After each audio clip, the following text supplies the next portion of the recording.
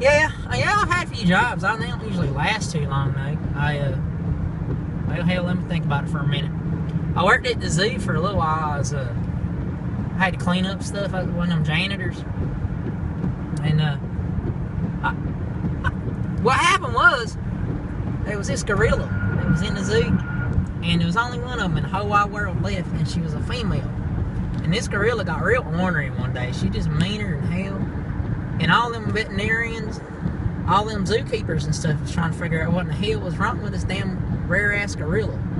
I was just kind of eavesdropping, not really paying too much attention. They discovered that the problem was she was horny, she was in heat. And they was trying to figure out what to do about it, Now, I didn't know, I couldn't really help out in that situation, so I just kept on my door. They got together and got to talking, and, old Cleetus' reputation does precede him. So they come up to me and told me, they said, that gorilla is in heat. And somehow we need to find a way to satisfy her.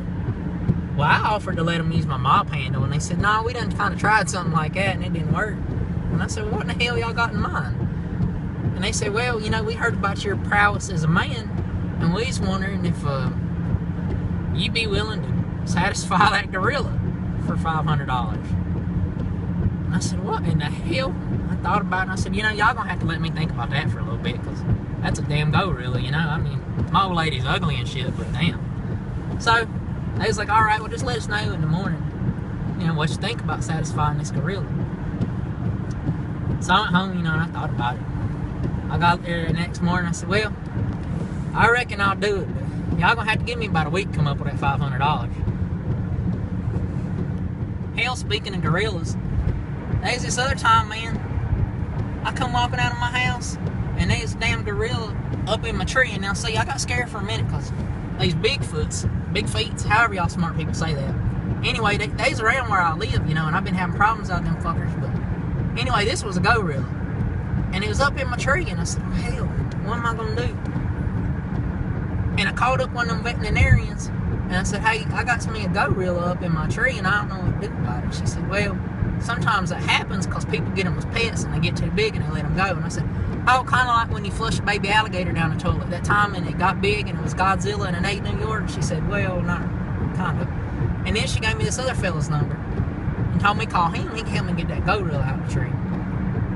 Well, I call this old fella up, and he says, you got a gorilla in the tree? And I said, yeah, I got a gorilla in the tree. And he said, sometimes that happens, people get them as pets. And I said, yeah, I done heard that. He said, well, I need you to go out there and look and see if it's a boy gorilla or if it's a girl gorilla. And I said, well, all right, well, shit, give me a damn minute. I went outside and I looked. Come back in, I told him, I said, it's a boy gorilla. He said, yeah, hell yeah, I can get that out your tree. I'll be there in about 35, 45 minutes. Sure enough, about 30 minutes later, fella come pulling up pickup truck. Gets out, walks up to me, and we look in the tree, and he said, hey, man, you got you a gorilla in the tree. And I said, no shit, that's why I called you.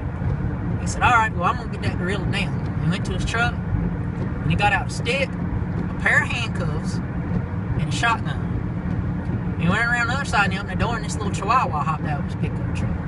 And he said, now look here, I'm going to go up in that tree with this stick, and I'm going to knock that gorilla out of the tree. When he falls down, this dog is going to run up and bite the gorilla on the nuts.